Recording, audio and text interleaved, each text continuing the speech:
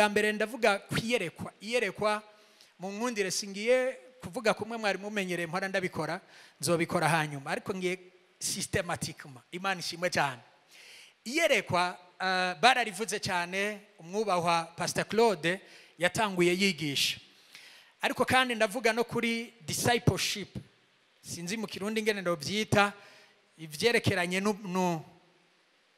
n'ubwigishwa Imana ishimwe cyane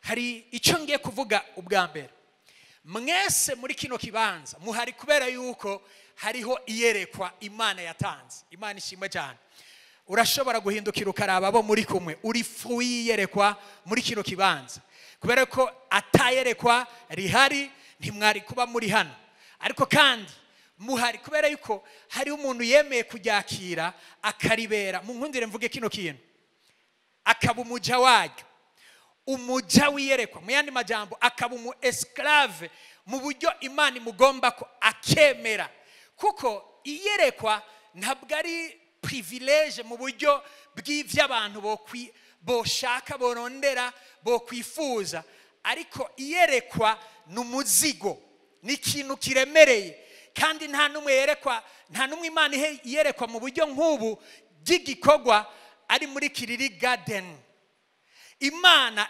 ijuzuzamwe umubabaro mu mutima wiwe hanyuma uwo mubabaro n'umubabaro w'icyo Imana ibigomba gushikana hano mu isi mu buryo bw'ivyo itera icubahiro Imana ishimwe cyane nico gituma muri fui yiyerekwa vision Imana yahaye Apotre Kevin iyo tuvuga CLG haleluya aba CLG ni fruit iri kiragaragara kubera ko hari hiryo yerekwa Imana ishimwe cyane CLG Gasekebuye CLG Gitega ibikorwa byose muzi no kubera ko habayeho iki gikorwa cy'ukwemera iyerekwa Imana ishimwe cyane haleluya navuze ngo iyerekwa n'umubabaro w'Imana iha umutima w'umuntu agasanta umubabaro w'Imana ariko kandi ibishaka kumuhamagara kugira ngo akore igikorwa cyayo mu bantu b'Imana haleluya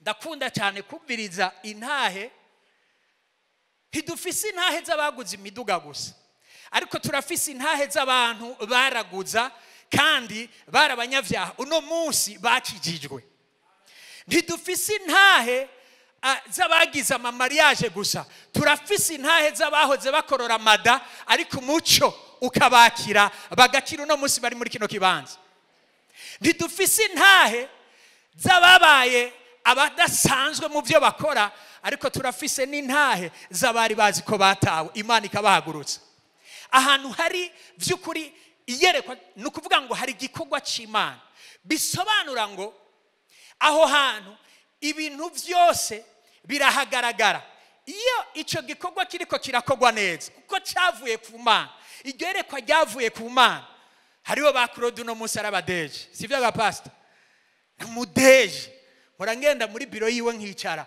nkavuga ati Yesu agira neza ndamuza atakaza afise Imana ishimwe cyane ivyo byose biri ahari iyerekwa mwumve kino kintu iyo turiko turavuga iyerekwa mwumve kandi niri jambo rivuga ku gicaniro nta numwe yaje ngaha yiteze ko bahava bamuha amafaranga uwo ninde nta numwe yaje ngaha yiteze yuko bahava bamuha akazi nta numwe ariko abantu bose baje hano baje biteze ijambo rivugirwa hano rishobora guhindura ubuzima bwabo hanze haleluya nico gituma niwaza witeze amafaranga kuri Apotre Kevin nta yahagije afisa azoguha mugabo mu vy'Imana yamuhaye azoshobora kugurura umuryango ku buzima bwawe icyo turondera hano ntabwo ari ibigaragara ariko icyo turondera hano ni ikimhemu gishobora no kutuzanira ibigaragara sinzoreka gushinga intahe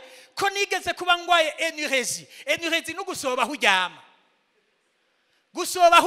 imyaka 21 ariko ijambo ry'umuntu w'Imana rirara rimpinduriye amateka iryo joro nsanga ndi mu konje iri kwirikirana haleluya nimba bariko baravuga gusavinga imana ku gicaniro bishobora kuguha icyo so atoguha, icyo nyoka atoguha. Ku gicaniro hariho ijwi rivuga. Ntube hano, reka ndabwire, umutima w'umuntu ntushobora kuba inokipe. Mumve kino kintu, ntushobora kuba hatacu uri kurakora. Nutaba uri gukora byiza uzoba uri gukora bibi. Ariko uri kuri kino gicaniro nikihe kintu uhafise. Mu isezerano rishasha Bibiliya ivuga ngo Imana yaduhinduye abami n'abaherezi. Where is your kingdom? Hallelujah. Hanyuma nk'umuherezi igicaniro cyawe kiri hehe? Bisobanura ngo ntabwo ari amajambo gusa. Hallelujah. Ariko kandi n'ubuzima. Igituma mwaje mukamara abo twatanguranye muri ministeri harimo imyaka 10 n'iyindi. Muri 10 uhereye muri ministeri uwo kubwira ikintu kigaragara wakuye ngaha nikiye. Mu bisanzwe ikintu cyose kizindura umuntu w'ubwenge ni ikintu kimuha inyungu. Umuntu avyuka atazi neza ko hava yunguka hanyuma agafata inzira akagenda, mugabo ubwo rugenda agiyemwe atacoro muha n'umusazi wenyene. Iyo wambaye ukagenda muri vira hariho ikintu ugiye gukora. Mu yandi majambo hariho icyo witega kuronka. Haleluya. Umuntu wenyene ashobora guhaguruka akagenda atamvo n'umusazi. Ariko nagomba ndababaze kino kibazo, Imana ishimwe cyane. Ninde muntu amazi yo myaka 10 n'ingahe ndamubaze kano kantu, bo nawe umaze amezi 2, kubera iki waje ngaha? Kubera kuri ngaha kandi nta mafaranga baguha, nta liste igira ngo uno munsi haramukiwe guhanaka. Kubera iki uri ngaha? Imana ishimwe cyane. Nuko kuba ku gicaniro icyambere ni gikorwa cy'imhemu. Icyo nkeneye ku muntu w'Imana, si nkeneye yuko ampa amafaranga woyama ku munsi umwe nkayaheza bivanye n'amabezo mfise.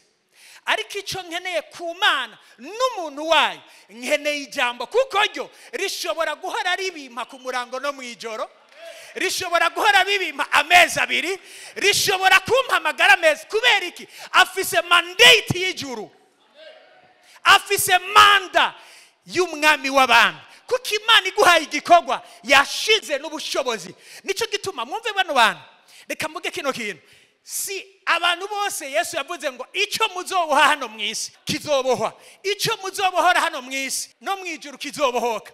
Yahaye iryo jambo abantu bakiriye ivyo afise muri we. Sabantu basengera muri CRG, oya, n'abantu bafise ijambo ry'Imana mu byo mwigishwa kandi twigisha. Nuko icyambere cyoco gikomeye, ntituza kurondera umuntu, tuza kurondera Imana. Natahuye Vidale karavuga ngo hari umuntu ashobora kuba ari ngaha ukabona ari karacata. Turiko twumva ijambo ry'Imana, nawe uri kuri WhatsApp. Bantu b'Imana, mu buryo bw'imhemu ntidusiganwa, ariko iyo umuntu yasigaye inyuma biba mu mibereho yiwe.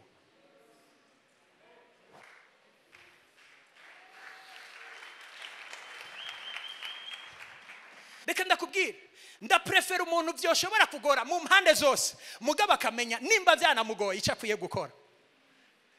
Hari umuntu atazi yuko ari dans le noir, hari umuntu atazi ahaherereye, hari umuntu. Nico gituma uzurabe hano hantu hari abafise ibyo bahavuga, abandi bakumva mu ntahe ibyo bariko barashinga intahe, ubundi akavuga none ivyo byari bikenewe.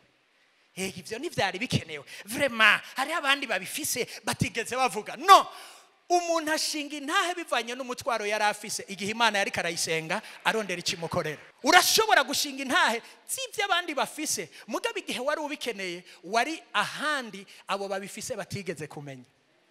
Ibiye je natanguye kubibona muri telefone, sinigeze menya ivyari ibyo, ariko apotre yarabimbariye. Mwibaza ibintu biri ngaha, kubera iki biri ngaha batabishize hari inyuma? Kubera ko aha hagereranywa mu gicapo cyahera, hagereranywa mu gicapo cyahera imitwaro yose iri muri kino kibanza. Hanyuma uko tuza dusenga, uko abantu baza basenga, niko imbere y'Imana ibi bintu byibukwa. Rimwe na rimwe bivanye na teme n'ivyo muriko muriga hano hantu. Nimba uri ngaha, ico ndakivuga naho ndongoye muranda kivuga.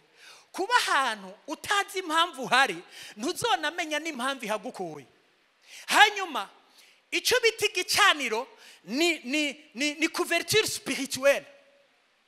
Nagize inzozi c'était avant-hier. Ndota ni ikintu kuba imwe mu baraja kuvyumva abandi baja kumva ari bisanzwe. Ndota hari ibintu twariko turakora nka business n'uwundi muntu, ariko kandi turaza ahantu twabwirizwa kubaka kugira ngo tuhakorere. Cha dusanga aho hantu hari akantu k'agashamba. Muri ako gashamba aho nyene hari ikintu mengo ni icuma kijya c'amatara ya cyaregidezo, sinzi hari ibintu usanga barubakiye ngaha, sinzi ivyo ari byo. Hanyuma aho hantu hari inzoka zibiri. Izo nzoka zibiri ubundi je inzoka nitubonana ndayanka cyane, sinzi ko ari kuyitinya muga ndayanka, sijende umwe. Hari inzoka zibiri niniya, uwo rero twari kumwe aratinya, aravuga ngo sinshobora gukorera hano hantu. Naye ndavuga ati izi nzoka zirashisha, numva umengo sinokwegera naho cyo bari giti. Hanyuma cyo tuvuga ngo reka duhamagare Apotre Keve, ngo kubera yuko ni wajya kuzikura yizi nzoka ngaha, hanyuma tubone kuhakorera. Acaraza mbona afashe uruntu guguma, acarafata imwe zari zibiri niniya cyane, arayifata ayiterera hariya, arafata yindi ayiterera hariya, acavuga ngo nimuhakorera icyo mushaka. Mu buryo bw'imhemu ahantu ku gicaniro umuherezi mukuru arafise icyo no kwita igikorwa jewe ntashobora gukora. Imana ishimwe cyane. Ahejeje gusunika icyo kintu gukura ivyo bintu, hanyuma uwo twari ko dukorana business avuga ngo reka twakorere naha nyene, ngo ikibi cyari ziga nzoka ninde yazikuyeho? C'était l'Apôtre Kevin. Mu yandi majambo, mu buryo bw'imhemu hari ibintu abakurira ahantu mukabandanya muhakorera kuko afise mandate y'ubwami bw'Imana hano hantu, kandi kuri kino gicaniro nk'umuvyeyi ariko kandi nk'umuherezi. Imana ishimwe cyane. Nigishwa umbiriza igihe cyose nariko navuga ngo muri mariage yanje ikintu cya mbere nari nkeneye ryari jambo avuga. Iyo mbwira ngo ndaguha amafaranga angahe wifuza cyangwa ndaguha isengesho, nari guhita mu isengesho abandi amafaranga bakazoyama, kandi niko byagenze. Yarayampaye of course, mugabo isengesho ryiwe ryampamagariye amadolari, irindi rihamagara. Ndibuka ijambo yavuze uyo bishingira inta ngo ndasenga Imana ngo uze woroherwe muri mariage. Mwabasore hari abantu uza wumva ngo bahejeje na etat civile atanabizi. Wamukuye uretse kumubwira ibyiza mu ngorane uramuronde ngo yana ngo je hajya twaraye dukinyaka stade yari mu cyumba.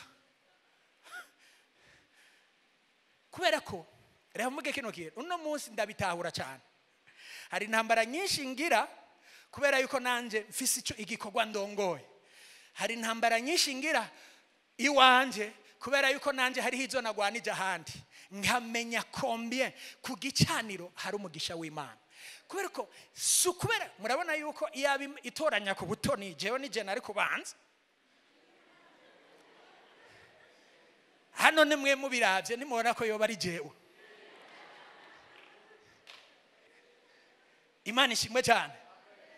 Imana ntikora ibintu mu buryo bugaragara bw'amaso y'abantu, ariko wumvirize inzoka niniya ntazo nashoboye gukuraho, kandi umengo ndamusumbye ingovu, umengo ndamusumbye agabari, ariko niwe yaje kuzikuraho kugira ngo noroherwe. Imana ishimwe cyane. Rimwe na rimwe hari igihe tuvuga couverture spirituelle cyangwa ubuherezi ku gicaniro nk'umuherezi mukuru, cyangwa tukavuga ivyerekeranye ubuvyeyi, sukugira ngo abantu bafatwe bashigwe muri kaci, ariko no kugira ngo batahure urutonde rw'ingene Imana igenza ibintu. Hanyuma reka ndakubwire kino kintu, ninjire hano hantu nza ndabifatanya kubera umwanya bampaye mu buryo bw'ingene Imana ikora ibintu. Yesu hari ikintu yavuga cyamuhaye ubudahangagwa no guhagarara gakomera imbere y'abamugwanya. Hari abavuga ngo uyu muntu yiyita Imana, ariko hari ijambo yababwiye ngo ivyo numvanye data nivyo nanje ndababwira. Mu yandi majambo umuntu haleluya yumvise ntushobora kumubwira ko atumvise, ntushobora kumuhagarika ngo hora. Hari ibintu bibiri bikomeye, umuntu yabonye n'umuntu yiyumviye. Apana yumvise amakuru abwirwa, umuntu yiyumviye ayukuri. Yesu baragerageza akaca babwira ngo uko nabonye data akora. Hari uko yumvise, hari nuko yabonye.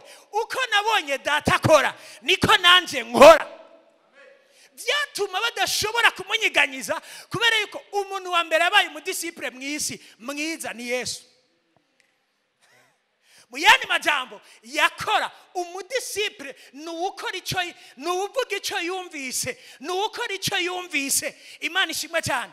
Kugira ngo dushikaho hantu ikiguzi biradusaba, yarakivuze kino kintu, ubwa mbere gupfa kuri twebwe kugira ngo Imana ibeho. Epimake kubona ariko arakora nukuri turavukana kandi ndamwubaha uyu mugabo n'umusenzi. Kubona ariko arakora akubura, kera wamengo nyene bo norungika Matiyasi n'umuhunga nkorera tigenda kwishengera ukora isuku.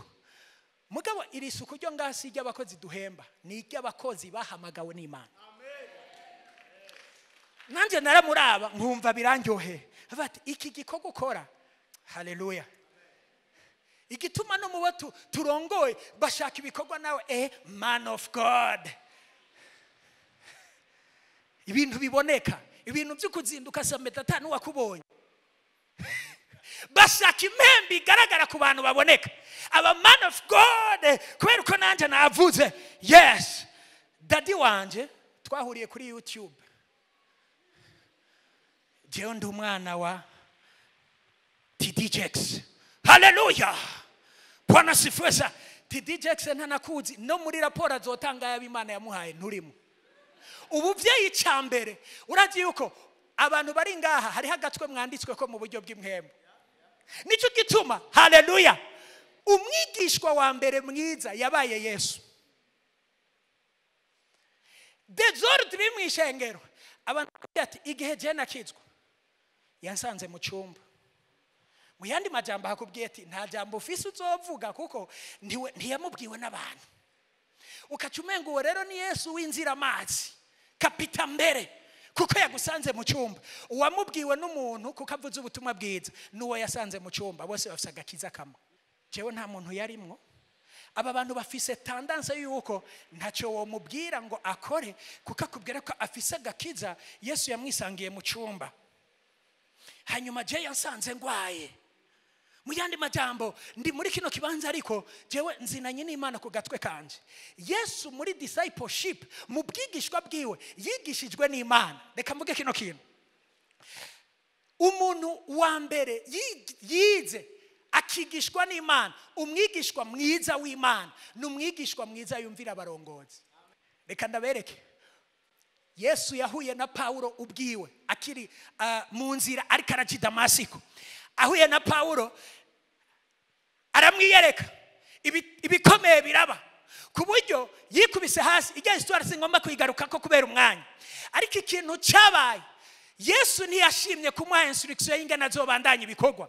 Yavuze ngo genda kwa Anania. Imana ishimwe cyane, niwe azokubwira.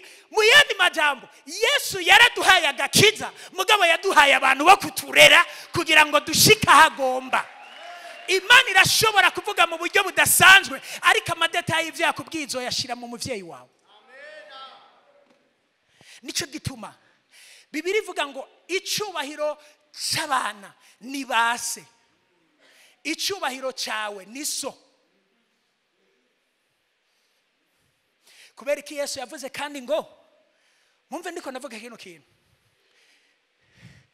ngo genda mubwire, ngo wandikire abwira Yohana ngo umumarayika w'ishengero. He was a pastor, he was a leader, yari umuntu yahaye manda. Imana ishimwe cyane, nakiri ku rugezo rwo kumwita umuntu amwita umumarayika. Ngo wandikire umumarayika w'ishengero ry'Ithiatira. Haleluya. Bisobanura ngo hari abavyeyi b'uburyo bubiri. Umuvyeyi yakuvyaye yashizeho amatanguriro yawe, ariko umuvyeyi w'imhemu avuga iby'iherezo niyo uri kuraje imbere yawe. iyo mvuze kumvira ndiko mvugira mu mutima w'ibihari kandi conference irimo. Iyo mvuze kumvira abarongozi, mbega Pastor Claude arafise ibyarongoye, it's okay. Nakarafise ibyarongoye, ninde yamuhaye kubirongora? No mumarayika w'ishengero. Iyo utamwumviye ntiwanumviye na wa wundi wamuhangwa kurongora. Yamuha uburongozi. Imana ishimwe cyane. Ico ni cyambere. Ikigira kabiri, Imana ntishobora kukumenya, irakuzi kuko yakwanditse. Yaciyama ya verse.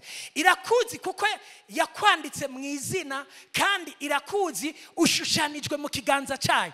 Ariko ivyerekeranye reusite hano muri inosi, imfunguro zazihaye abana b'abantu. Imana ishimwe cyane. Ndagomba musomere Guharura 11 murongo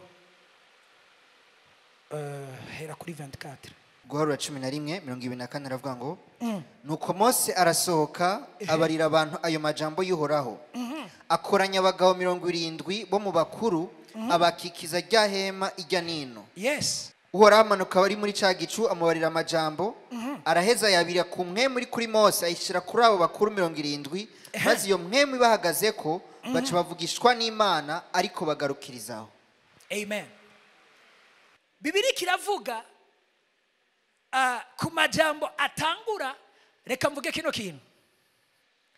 Uyu n'umugabo w'umunyabwenge Yetiro yari uheje Mose ingena akora ibintu, hanyuma aramugira inama, aravuga ngo Mose, niyo wabandanya ubikora uko, nico gituma hari abandi barongozi barongoye amafire point, ambwiye ati genda urondera abandi bazogufasha guca imanza, kumviriza abantu, bagufashe kuroranya ivyari no hanga, kweko wewe bibandanya avese mwaba muri kumwe mugako nije ndakongeyeko. Muyandi majambo mbwira ngo rondera abandi. Amaze kubarondera hari ikintu cyabaye. Imana ishimwe cyane. Abantu Mose yarondeye ngo bamufashe kurongora, hari ikintu cyabwirizwa kuba. Muyandi majambo, imhemu yari muri Mose yabwirizwa kuba bako kugira ngo bakore meme mission na Mose. Nico gituma utifatikanije n'Uwimana yahaye yerekwa ntibashobora gukorana igikorwa gishimwa imbere y'Imana. Mose ndakunda Imana kubera ko Imana imaze kuza itabahaye ku mhemu yayo. Munyumve neza. Bamwe sebutani bari ngaho, Imana ntiyacivuga ngo nduhoraho ndabahe ku mhemu yanje mugende mufashe umuntu wanje Mose. Oya, Imana yatoye imhemu ya Mose iyiha abandi 70 kugira ngo bamufashe mu gikorwa kimwe. Imana izikabaha mhemu yabihejeje gusema division mu gikorwa kimwe, ariko Imana yabahaye ku mhemu ya Mose kugira ngo bakore igikorwa kimwe. Mvuze ikintu cy'abantu bakuze. Imana itora ku mhemu yayo ikayiha abajya abantu, igikorwa cyari kubamo desordre, ariko imhemu ndababwira kino kintu, igihe twubikwa kw'ibiganza, haleluya, nk'abapastori, nk'abadiakre, nk'abaevangeliste, ntibaduhaye ku mhemu y'Imana kuko twari tuyifise muri twebwe, ariko apotre Keve yaduhaye ku mhemu yiwe Imana yamuhaye kugira ngo dufatikanye igikorwa. Nagomba kubisobanura. Mhemu yera twari tumufise kandi ari muri twebwe, ariko yaduhaye ku mhemu Imana yamuhaye nk'abantu kanaka kugira ngo dukore igikorwa twagukiwe. Mwijuru bazi yuko uri umupastori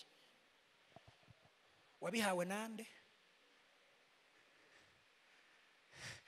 Imana niyo yabiguhaye, ariko mwisi niwe yabisohoye arabyerekana. Kuko umuvyeyi w'imhemu ni umenye ingene umuntu amerewe, hanyuma akamushira novuga ngo ahantu Imana imukeneye. Bitaruko reka mvuge kino kintu, ntuze wicare ngaha ngure mu bintu ntigeze nkora, nukuba kure y'umurongozi wanje mu by'Imana. Hari abantu bebinga hewe je urumva nta mimenyerano sha, mugabo niyo wagwaza uzovuga iryo shengero ntirikundana, nawaje kunsuhuza ninda kuzi question mark. ninda nakuzi. Abantu baraturemera mana mudusengere.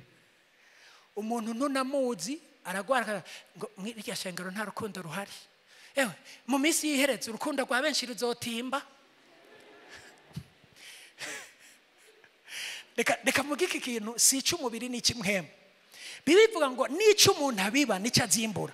Mariya aje nta nimwe urashigikira. Nta nimwe uraja ko ico umuntu abiba nico yimbura. Niko ndakubwira ngo hano uhamenye suko nakirijwe kuri kino gicaniro. Oya. Nari maze imyaka ishika hafi 8 nkijijwe nezwa ku murango nkezwa mwijoro. Mugabe igihe nashika hano namenye ko bidaherera mu kwiyeza, ariko hari abandi benshi bokira kubera ko mpawe umuvyeyi. Profesi ya mbere y'ubwongere nayironse c'était en 2012. Ico gihe twaba twambaye impuzu muhora muzibona ngaha. Nawe ukavuga ati mu bisanzwe usibye ko Yesu namwizeye nzoja mwijuru. Ibyaha mwisi vrema. Twizere ko bishobora gushoboka. Ariko naco nzoja mwijuru. Hava ngo ama profesi hava ngo mbonye uri umwongere. Ejo gihe ndavuga ati umwongere w'inka w'intama kuko n'imiburiburi inka nico kibanza numva mfise kuko tadejeje kubura umuvyeyi mbahanu ntabona ikintu na kimwe, ariko mbwibwa ijambo ryiza ko ndumwongere. Mugabo ko ndiyumvira ko nzorora inka nkaba umwongere w'inka nyinshi, ariko amango umwongere aragisubiramo ngo umupastori. C'était en 2012 sinzopfa ndabyibagiye. Nangura kumva yuko ubuzima bwanje ntibuhagaze mu suko no kwezwa ngo birangirira aha, ariko nezwe hanyuma mvyari cy'Imana yashizemo hano muri inosi. Ndakubaza aho uri kumenagura intebe z'abandi canke uri gukora iki ngaha? Cende umukristo asanzwe, nta muntu asanzwe ari ngaha muri ino nzu y'Imana. Eka ndabwire mwamuzi yuko nibikorwa dukorera hano mwijuru hari portion cyangwa portion turongera hano hantu, ariko no mwijuru hariho ico tuzoronka. Bibiri ivuga ngo kuko twese tutazobura kurenguka imbere y'intebe y'Imana kugira ngo umuntu wese ahabwe ibikwiranye n'ibyo yakoze ngo akiri he mu mubiri. Iyi ntebe si yo kuvuga ngo ujya yaribye kubita. Oya, hari intebe bema kubiza SM cette fois-ci. Bema ni nka kujya abantu bariko barakora muri hahora amajeux olympique. Hari ahantu bashika bagahamagara abantu babaye abambere kugira ngo babakuhone. Narigeze kuba muri iki gisagara ca Bujumbura nduwa mbere atera javero cyane. Baraduhamagara akavuga ngo nakayabaye uwa mbere. Iyo ntebe haraba yicaye ko bagaproklama ababaye abambere n'ababaye abakabiri bagashimirwa ibyo bakoze. Iyi ntebe si y'urubanza, ni y'ibikorwa tukora tukiri muri uno mubiri. Amen. Munyumvirize mvuge kino kintu. Urashobora kuba ukorera mu bitaro. Imbere yuko mbumungere narakoreye mu bitaro cyane, ariko umutima wanje uvuga ngo uyu ntanzi nta nica azoma, ariko Imana iri kirabona ico ndiko ndamukorera cyane gose. Je pouvais même passer tout un mois mu bitaro ntataha, mugabazi ko ngwaje umuntu atari inshuti atari umubanyi atari iki. Hari igihe Imana yankorera ikintu ndumva bimwe muri inosi hari iki Imana inyishuye kandi abahino ntahe. Nimba wowe unabikora mu bitaro, ibyo nibikorwa by'ishenge ko nimba uvuga mu bitaro ubutumwa bwiza, nirihe soko nawe rikugaburira ningi gicaniro. Jewe ndafise oferina ndiko nkorera Imana, ni hehe ku isoko? Ni ku gicaniro. Amen. Jewe ndavuga ubutumwa bwiza simpaka igrizi bivuge, mugabo nawe urafise aho uvoma. Nico gituma iki gicaniro nico kubaha. Amen. Ndakunda Imana. Ndabwira nta abantu benshi batovuga kubera ko je ibintu byanje ndabishira ngaho byose. Na cyane cyane iyo bigomba gufasha ikintu. Maze kwibaruka abana babiri kandi ndababyarira muri kira. Ariko igihe cyose mba ngomba kuriha, hari umuntu aza akavuga ngo ntushobora kuriha. Imana yambwiye yuko ari je ndakurihira. nibuka nanjye abona arihiye kandi natora urabona kaga preburse ko kuri kaminuza y'u Burundi kajya twarakagaburiramwe abagwayi tukakumva nundi mugenzi wanje tukagenda umva ushaka umuti nsigaranye veni nkayatanga tukava hariya n'amaguru mugabo mu mutima hari indirimbo erega igituma turambirwa cyakindi yavuga tujya gukorera Imana nuko amasoko yabamwe yarugawe nta munezero w'igikorwa bagifise urazi uvuye muri Prince Reja uzi kuvuye gukorera Imana hari umunezero utahana ntiwibuke kuri kugenda n'amaguru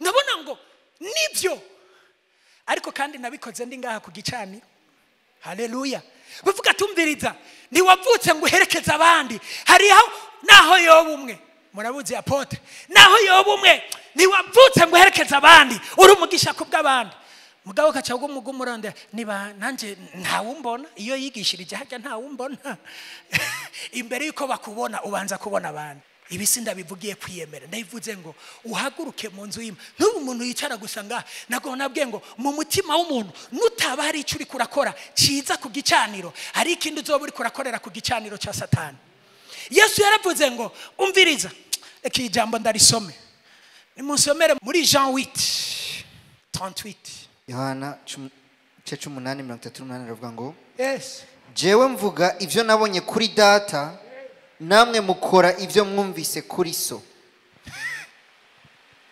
jewe Yesu mvuga ivyo nabonye kuri data namwe mugomba gukora ivyo mwabonye kuri se urazi ikintu bagomba gukora bagomba kumwica mu yandi majambo uyu se yavugwa yari Satani ariko we yavuga ngo ariko akora byiza mugabo bagomba gukora ivyo babonye kuri so wawe ni Imana umva umuntu wese akora icyo yakuye kuri se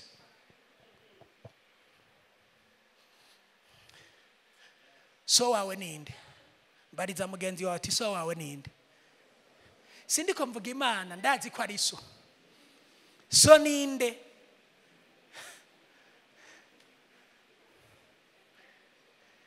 haleluya ngarutse hano hantu mu guharura Imana yaciye mu yandi majambo bajya abantu directement babaye abana ba Mose babaye bo Mose ashobora kuvuga ijambo bakaryumva babaye abantu Mose bashobora kumuruhura umwana n'uruhuro umuvyeyi nagomba mvuge kino kintu ubwigishwa bwiza niko mwansabye butangurana na obedience kumvira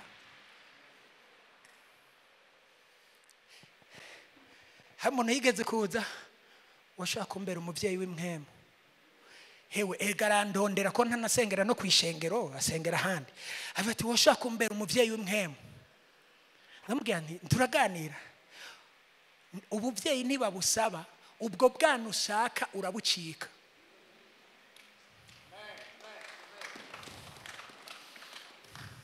wambera umuvyeyi nabo nikoreye barankwiye uwo mutwaro wizanye sindawakira ndakira uw'Imana yampaye wombera umuvyeyi kuko nigishije neza rimwe waje kwishengero ukacibona ngo yo uyu muntu yamvugiye ibintu oya sinabikuvugiye sindakuzi ni mpemu yera yakuvuze hindura uko abikubariye hari undi yigeze kumbwira ngo yacana ari ngo muri sierge ngo apotre yagumye avuga jewe gusa ngo basha histoire yanje nta ico nita guhezagirwa ni gihe bavuze ibindaba apana ibindaba mu buryo gusa yuko ndugijwe ngiye muri Amerika ngiye muri Aziya gukora urudandazwa ariko ni gihe bambwiye ati umviriza haraho wakosheje kosora ivyo byose je ndi capable kuvyemera niho nitwa ko nahezagiwe ibindi Imana yarabimbariye kandi izorushiriza kubimbarira Imana ishimwe cyane cost cyangwa ikiguzi cyambere cyukuba umwigishwa nukuba uwumvira reka mvuge kino kintu umuntu yumvira bibiri vuga ngo ni waba umwizigirwa kuri bito nzokugira umwizigirwa muri binini nushobora kuba umuvyeyi mwiza utabaye umwana mwiza nico gituma ikibazo dufise cy'abantu bakuriye mwibarabara tubarabira muri kazoza umuntu yakuze atamuvyeyi afise ni babandi niyo yabyara azovuga ati najye nagenda ku ishuri ibirometero nacyo nari mfise. Kubera iki? Afise ikibazo cy'ubuvyeyi. Umwana mwiza niwe avamo umuvyeyi mwiza. Bibiri ivuga ngo utoze indera umwana wawe akiri mutoya, ngo niyo yakura ntazogira gute, ntazoyivamwo. Kubera ko icyo umuntu abaye akiri muto, reka mvuge kino kintu ngaha, si iby'Imana yanyeretse, ni ibyo nzi kuko nzi neza ko yanabivuze. Hano harimo abantu bakomeye, Imana ishimwe cyane. Hano harimo abantu b'abanyakuba, harimo abantu amafaranga bazovuga ati ahantu harakenewe barko, atabyo kubanza gushyira hamwe. Imana ishimwe cyane. Umuntu azasanga apotre mu biroti, ushaka barko imeze gute? Ngomba gukorera Imana muri ubwo buryo. Pastor, ntubyibuka tugisenga ayo bose baca hariya yo ngo bwa bwana bwatumutwe turi mu matete. Nuno munsi yo ndiko ndaraba ndabona ubunini bw'Imana yashize mu muvyeyi nkiyerekwa. Reka ndabwira akantu gashoka abantu babashitsi kumbure batoba. Ndibuka Imana yavuze en 2012. Imana iravuga ngo Thierry ndayigize imfura. Byavuzwe n'uwitwa Prophet Denikero, ni bande babyibuka, ngo ibagize imfura. Canangura kuraba yandi ma église ari géant, c'était en 2014. Imfura. Ariko ubufura narabubonye. Nabonye dukora ibikorane byo hanze. Igihe apotre yavuga ngo tugomba gukora ibikorane byo hanze, twahereye mu Gikoto ahantu nyene naho maramara atawuzoba yabibonye.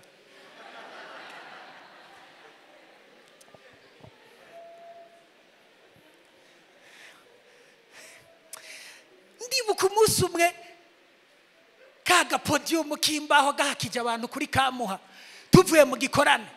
Aravuga ngo ndabona umunsi umwe dukora turi kuri stage ya kamatara y'ibyuma. Oyare agukoma amashi mubanze mwumva ibyo je niyumviriye.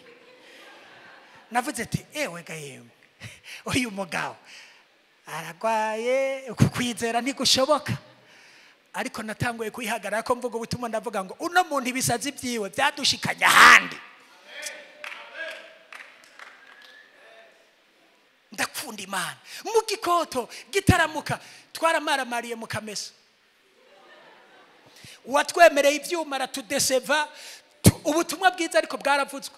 Imana ishimwe cyane. Muga mu buryo bw'ibihari twebwe mu Gasekebuye kajya gapodium tugomba kugakoresha mu mwaka uza, tuzoba natwe twatanguye hahandi twahora duca kuko abantu barameze. Ntituzosanga babandi natwe tuje mu Kamesa, tuje mu Gikoto. Icyo kintu twandagisenge tuzohera kuri kaga podium. Ntuzoba umuntu hagara kuri podium nini utahagaze kuri gato.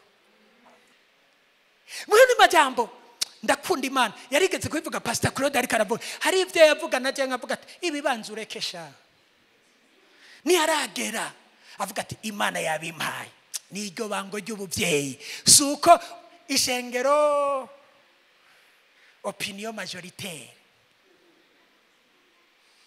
Twabanje kuraba komite y'ishengero twokora igikorane. Jewe iyavuze ngo hari ikintu Imana yashizemo, sinirirwa ndavuga ngo none bizoca bigenda gute. Antuka mu myaka twabayeho, umwaka wari ugoye, wari uturimwe mu byerekeye gukora ibikorwa. Murabizi namwe. Imana ishimwe cyane.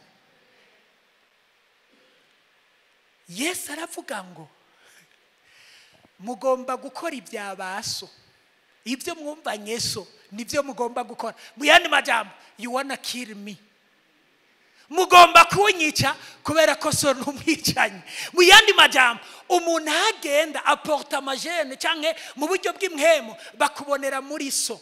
Nico gituma na Dawidi agomba kugirira neza Yonatani. Yavuze ngo nta muntu wo kwa Sawuli mwomenyera. Mefibosheti yagiriwe neza kubera inzu ya se. Si kubera yuko yarazwi inzu ya se ngo ndamugirire neza ku bwa Yonatani. Oh my goodness. Hari abantu ngaha intambara zari kubashikako zishika kuri apote kugira ngo abanza nyiganyige mwebwe muzokubitwa atacamira. turafise Yesu. Ni ordre niko bimeze. Nico Yesu yavuze ngo mva bazokubita umwungere intama zisanzara. Ntihazosanzara impagani, hazosanzara inkiriso.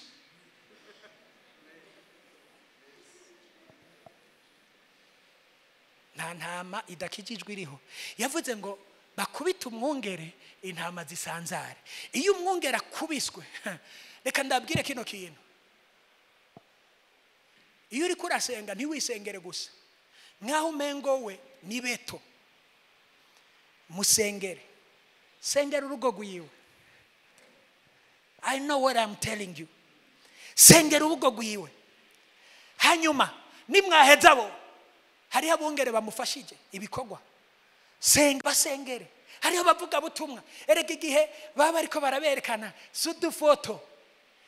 Nukuvuga ngo urinjiye mu gisoda. Amadayimoni yose ahanze iyerekwa. Nawe warakubonye.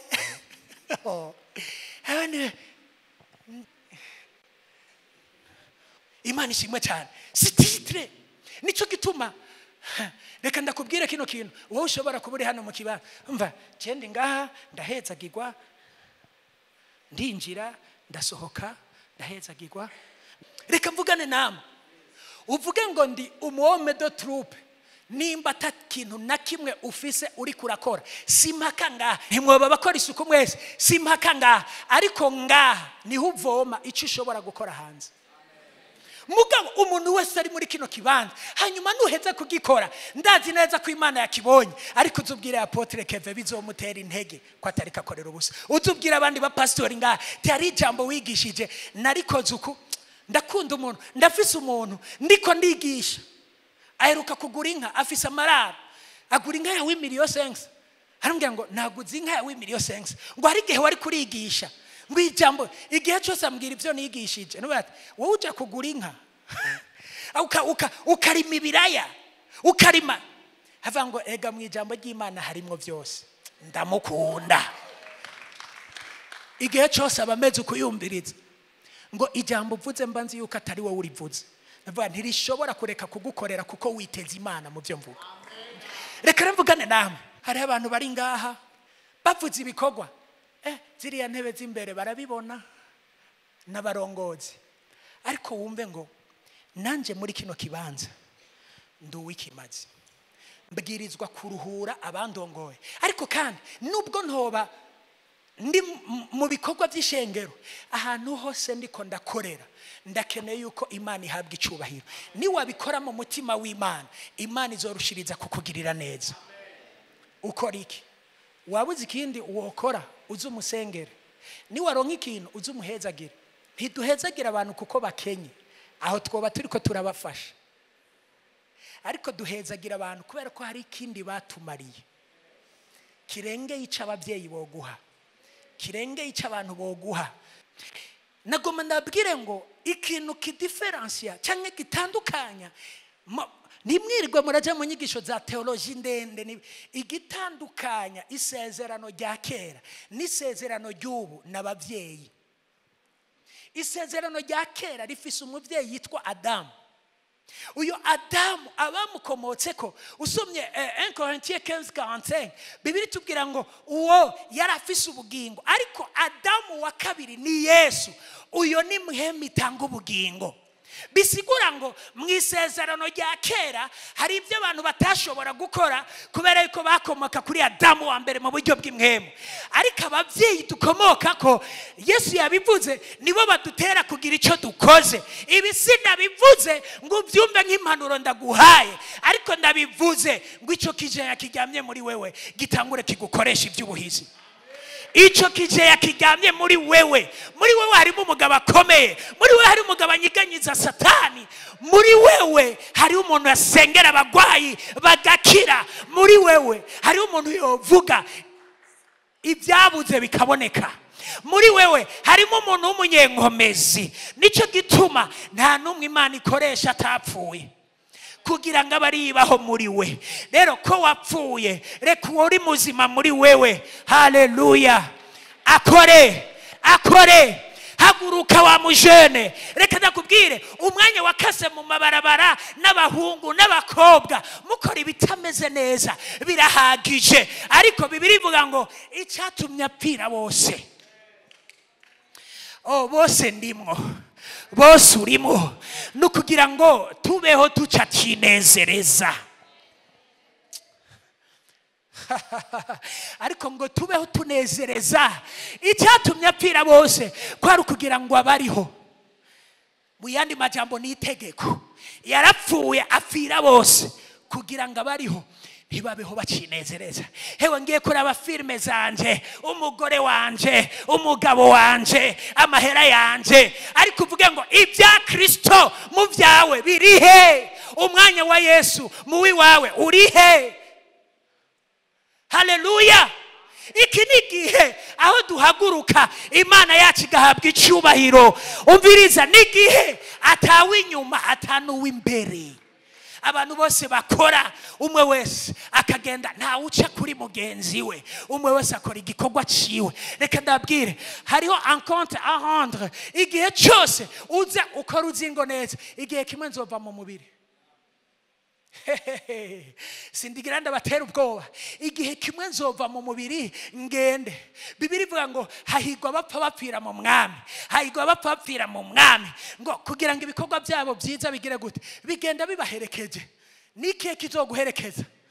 Sicyo kizokugurura ijuru, oya, ariko nikihe kizoguherekeza? Imana ikavuga ngo mwana wanje ndakunezererewe. Mu gihe umviriza, Paulo abwiye Timoteyo avuga ngo ube umuvuzi w'ubutumwa bwiza. Mu yandi majambo, icyo warobanuriwe ugikore mu gihe gikwiriye n'ikidakwiriye. Hari abantu muri kino kibanza bari kuvuga ngo Mana, hamwe wompa imodokari nzobikora neza. N'ukuri ndakurahiye niyo yaza nabyo uzokora, ariko uri karabikora uno munsi, iyo modokari niyaza azobikora. Uri karabikora uno munsi, Mana, niyo wa mu rugo nzogukorera. Icyo uri kurayikorera, umviriza, hari ibyo Imana ikubonamo nk'umusore, hari ibyo Imana ikubonamo nk'inkumi, hariyo n'ibyo ikubonamo urubase urugo rwiwe. Ukiri umusore wakoze iki? Ibyo mu rugo ntabyuzi, ariko nagomba ndakubwire ngo ubanze ngo Imana ihabwe icyubahiro mu gihe nk'iki. Haleluya, haleluya, haleluya. Oya sinogenda ntasome. Somera Hébreux 13:17. Abaheburayo igice cya 13 umurongo wa 17 aravuga ngo mwumvire ababaganza mubagamburukire, kuko ari bo bama bagavye bazigama imitima yanyu nk'abazobibazwa. Mugenze mutyo kugira babikore banezerewe batitse umutima, kuko bimeze bityo ataco vyo marira mwebwe. Reka mvuge hano hantu, mwumvira ababaganza mubagamburukire, kuko ari bo bama bagavye bazigama imitima yanyu. Baguma batubwira tugende gusenga rendi mardi, hari inyigisho ngo ibintu ngo bya iseme. Reka ndabwiza ukuri, nta kintu na kimwe Imana ikorera ubusa. Aka kanya muri ngaha hari abandi bariko barapfa ngaho hanze. Ikintu cya mbere kigenda nikigaruke n'umwanya. Namenye ko nashaje ndiko ndavuga ngo Mana, wonsubiza muri byahiye nakizwa, nokora umwanya muremure. Kuva ubwo menya ko nagize imyaka myinshi. Umviriza, mwumvira ababaganza mubagamburukire, kuko ari bo bama bagavye bazigama imitima yanyu. Haleluya. Ndavuga urwego rw'abarongozi bose babaganza mu by'imwe. Mardi rendi ko ntakubonye uwari hehe? Ko ibintu bya ni gipolisi, nayo sinja gusenga sana. Shat. No, mu mwanya uri muri kino kibanza hari abandi bariko barapfa hanze. Mu mwanya uri hano hantu mubagamburuke, ndakundira ijambo nk'abazobibazwa. Hari ibyo bazozana imbere y'Imana. Imana ibaze ngo uyu muhungu wanje ko yaguye ubizi ukamureka, kubera iki wamuretse kandi uzi ko yari yasubiye inyuma? Hariho konti bazoranda abantu bose b'abarongozi. Imana ishimwe cyane. Nico gituma mubumvire. Ndakunda iri jambo rindi rikurikira, ngo mugenze mutyo kugira ngo babikore banezerewe. umwigishwa mwiza nuwumvira nabibabwiye mu kumvira niho tumvira umwigishwa cyangwa tubonera umwigishwa muzima. Imana ishimwe cyane. Rero mvuge kino kintu mu bintu nzi kandi ntashobora umviriza kubahuka ngo ngira icyo nkoze kinyuranye naco. Kumwe Vidal yavuga ngo nagiye imigabo mu mutima nuko nzi neza nka apotre nk'umuvyeyi kandi nk'umurongozi ntibibuze ko tuba turabagenzi. Nta kintu na kimwe arambwira ngo ndamugabire cyaba ico ntumva cyaba nico numva, ariko Imana ishimwe ko hari ibyo nakoze ntumva nkasanga byambereye byiza. Iyo umuntu uzi ko ari umuntu w'Imana nibikenewe ko wijustifia kuko ntiyakubwiye ngo akugirire nabi, agufise ku mutima w'ubuvyeyi. Bibiri ivuze neza ngo kugira ngo babikore banezerewe. Iyo umuntu mugabiye hariho reka ndariheze batitse umutima kuko bimeze bityo. Uwo mwanditsi bavuga ko ari Paulo yavyanditse mu buryo bwiza ngo ataco byoba marira mwebwe. Bisobanura ngo bimeze gutyo bakoresheje ngo ntaco byo bamarira, hari ico bibatwara kubera ko mutumviye. Abo bantu baveya umva, hari amajoro umuntu asenga, hari amajoro umuntu ashaka kurara apana kubera ko yagira yisenge muga kubera ko yibutse afere yawe itameze neza. Maze iminsi ngenda kugira ama Saint-Seine mu bantu. Thierry na madamu wanje yaragwaye hirya yaje yakijijwe na Saint-Seine. Imana ishimwe cyane. Yariri wajyamye byanse le soir dukora Saint-Seine turasenga, atambwiye ati umengo ni kintu bankuye ko cyari cyangiyeko Saint-Seine. None munsi mu gitondo nari kugira Saint-Seine ndasengera abantu na Saint-Seine kuko ndazi ikisigura. Mukazinzo none ivyo bintu zanye none ntacyo byo kumarira. Yahagurukijwe n'isengesho ryo kwizera ariko kandi n'igikorwa cya Saint-Seine. Atarambye kuva uwo mwanya yacambye ngo kandi ejo tuzojana ameze neza umugongo wakize kuva rendi. Bisobanura ngo ndiko ndavugira ijambo nawe nyene ntiyanyumviye nk'umugore wanje, yanyumviye nk'umurongozi. Muri ako kanya nari nambaye impuzu y'ubwongere. Ataco byo bamarira. Reka mvuge kino kintu, hari abantu kubabwira ngo relation zanyu ziha barongozi babasenge banabafashe kuko iyo umuntu akunda amaso akunda ntabona neza. None ibyacu byose two bibabwira umwumva ntacyo bitwaye kubimubwira kuko ntugira unamuhinyisha ugira umuha ikibazo mugabo ajejwe kwakira ico kibazo cyawe n'ibyiza byo muri wewe. Mu nkundire mvuge kino kintu, aba bantu Paulo nawe yarabubashe. Paulo ni mumuzi kandi muvuga ibikorwa bidasanzwe. Nzanira Galate 2.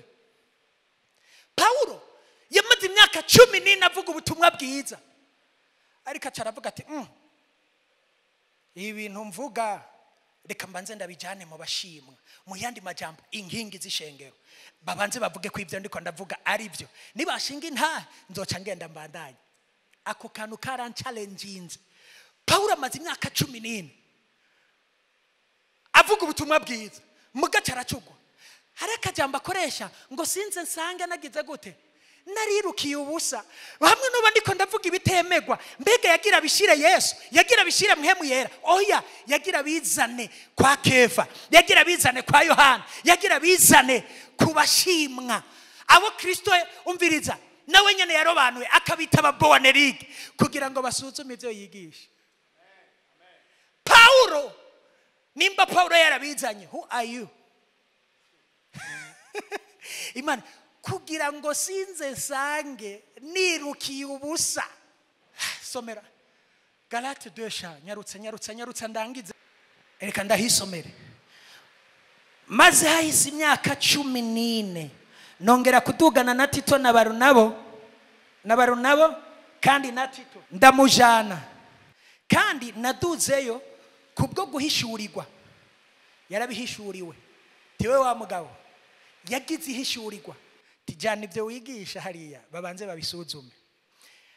Mbashira imbere ubutumwa bwiza mvuga mu banyamahanga ariko mbushira imbere y'abashimwa twiherereye.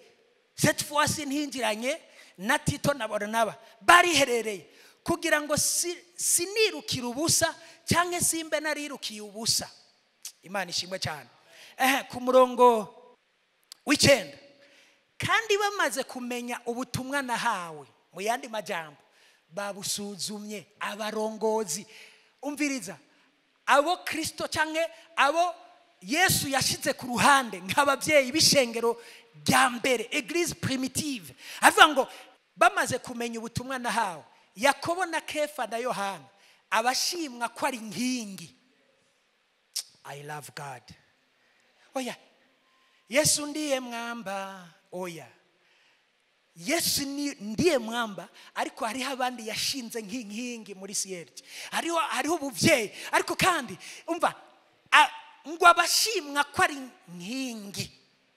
Mu yandi majambo, izifashe igikorwa c'Imana, igifashe ishengero ko ari nkingi. Havuga ngo badukora mu minwe, twe na Barunaba ngo dufatanye nabo, ngo twebwe tuje ku banyamahanga nabo baje kubakebwe. Mu yandi majambo bavuze ati duhejeje gusuzuma muri juri abasomye ibitabo, twihweje dusanze mwokomeza igikorwa watanguye. Mu byo wigisha twabyihweje dusanga n'ubutumwa bwiza bwa Kristo. Go ahead, mukomere Imana amashi.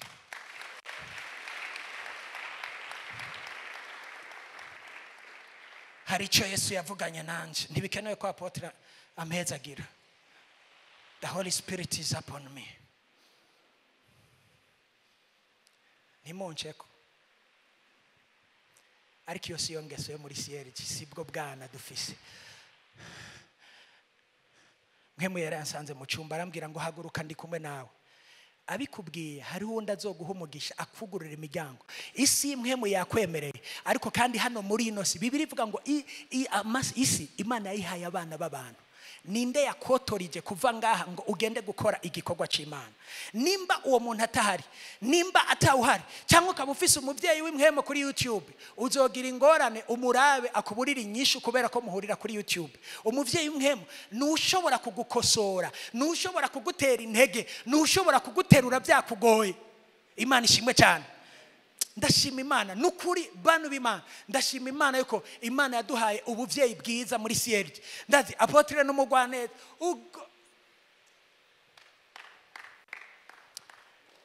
nimba ngomba kuraba ukwihangana. Je narabwiye abantu ndihangana, mubo ndongoye ndihangana, kuko nihanganye ntaco noba mfise imbere ya apotre mvuga apana imbere ya Yesu, imbere ya apotre. Ndazi ko ari ihangana, ibimukubita ni byinshi. Ndabivuze ko atari ngaha kandi ntabyo yantumye. Ibimukubita ni byinshi, ivyo bahura nabyo ni byinshi. Atari kagwana intambara ziwe, ari kagwana intambara z'igikorwa. Ariko ntazokwicara babwire muzomubona twenga kubera iki arafise ibanga agendana. Bano b'Imana, umva umugisha ugiye gutangura business, ugiye gukora ibintu kanaka, erega arashobora kukubera akugurura umuryango munini ku buzima bwawe. Reka ndangirize hano hantu ngaruke aho nahereye. Ndashimira Imana yuko n'igikorwa jewe nkora nk'umwungere kiriko kigenda neza. Amen. Kiriko kiragenda neza.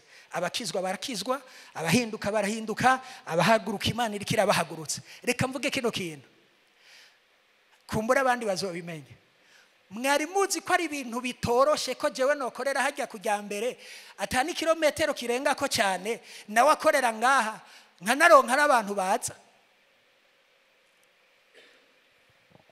Pastor Jimmy ni gitangaza, umugabo asizwe nkujya, mufise ibintu byose bya kaka byiza cyane, mugabo nkabona Imana iri kirakora ibikomeye, kandi nawe abambyara bari ngaha. None wewe prefera umwana hari umubyeyi ariko kubera ko yambaditse akavuga ngo kora, ndiko ndakora kandi bigenda neza. Reka mvuge kino kintu nakavuze, mumva ni ibintu bitoye. Ikintu cyose uremerewe kuza kukimutako, ndavuga cyose. Je ari umwana nakunze yarambariye ati pastor imyaka jewe iraheze nta mugabo. Umwaka uhere nta n'umuhunga Andraze basi mfume nanka haze nuwo ntashaka. Pastor imyaka iranjanye, atamugabo ndazi neza yuko Imana yarakugiriye neza. Naciye ndamubwira ati najewe wamengo yanjanye mugabo imana yangiriye neza sinari nkuze cyane mwumve ndiko mvuga uko kwa kugira ngo ntere intege umwana w'Imana. Ndambwira ati bizogenda neza. Reka ndabwire kino kintu, nimba atari mu mpera z'uno mwaka uwukwirikira azogira mariage. Yacambwira ngo Imana yaranyibutse ibyo bintu ndabiravye, yewe ga yewe sanga vy'ukuri. Reka ndabwire, iyo Imana itebeje ibintu nukugira ngo iguhe ibyawe. Imana ishimwe cyane. Mu buzima nta kintu nigeze nihererana, ikintu cyose naraza nkamubarira akambwira ati bimeze uku nuko. Ikintu cyose rega nubu hari igihe ivy'ishengero binkubita hasi nkaza tubonanye gusa ntwengeye nca nsubirayo mfise inkomeza bati biragenda neza. Imana ibaho umugisha. Ndibuka ariko ambwira ngo Yesu akugire neza yugurura umuryango. Ndabwire kino kintu, je n'uyu mupfasoni twaruhukiye Dubai mbo ifomu gako haza kandi gatike. Imana ishimwe cyane. Tugenda kuruhuka, sindiko ndabivuga ngo ndabivuze kandi mugabo no kubera yuko muzana ivyo bintu byanyu, muzanire. Umviriza, isengesho ryawe haraho rigera kandi Imana irakumva. Mugabo isengesho ry'umuvyeyi naryo ryugurura imiryango minini. Amen. Amen. Amen. Nagoma ndabwire ntari ngaha ntimumuzanira imitwaro gusa, muramuzanira no kubyiza mwaronse. Mvuze imitwaro nshya hari abantu banterefonye mbanzi yuko ari imizigo.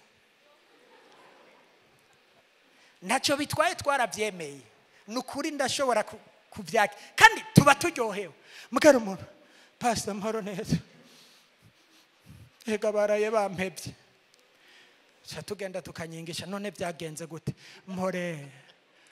Kubera iki tunyingishana navyumvise. Kandi namaze kubyumva canke hari uwo muntu hari uwanje rega mba mbabaranye nawe. Hari n'igihe ico gise nanje mba maze kucumva tugafashanya hanyuma ngo bunsigaye numva nsenga bishoboka. Kubera iki hari ivyo umwansi akora kugira ngo bibazibirira imiryango yo gusenga, hanyuma mumbe yuko solution mwoja kumwe muri uturutu kugira ngo akayaga kabe karahita. Ariko iyo waje hari umuvyeyi wawe aragufata ukuboko ubuzima bwawe ukagumusenga kandi uguwe neza. Haleluya. Ndangirije hano hantu umwana mwiza, ubwigishwa mwiza abanza kumvira. Eka nutoja kuri Yesu hariho abantu basenga akumva umenga ikirere cyarazibiwe kubera ko atubahirije mu byo inzira Imana yacishijemo. Nagoma ndakubwire ngo iyo Paulo aca yicara arindiye Yesu ngo asubira mwiyereke, Yesu ntiyari gusubira kumwiyereka. Icyari gukora nuko yari kumvira kandi yarabikoze. Agenda kwa Barunaba baramubatiza amubwira ibikwirikira byose. No, Ananias, Imana ishimwe cyane. Hanyuma byose bigenda neza. Nibyo simpakanye ko uhora wiherera ugasenga. Abarongozi ba umuvyeyi wawe arazi ibyo urimwo, niyo bari kumwe nawe igihe cyose asenze Imana ibona umugwi wabo yamuhaye. Avuga ngo man ugire neza bamuhaye kurongora. Business zawe umwasi yagomba kuzitera. Umwasi avuge ngo hari isengesho numvise hari undi muntu arashe hano hantu ndabirekuye. Kubera iki? Na umva niba mugisha inama hari undi yafukamye arasenga. Hari umuhungu yagira aza gutesha umwanya imyaka 3, hari umukobwa yagira gutesha umwanya imyaka 3, ariko asenze ngo ubagirire neza, ubaha mariage, ubaha business, ubahe guhinduka. Mana ubahagurutse ingabire washize muri bo, umuriro muhemu yera wake bica byaka. Haleluya. Kuko spiritual covering ikora ikintu kinini mu buzima bwacu. Icyambere dutera intege kandi adusunikira aho Imana iturondera. Umwami Yesu abahezagire cyane.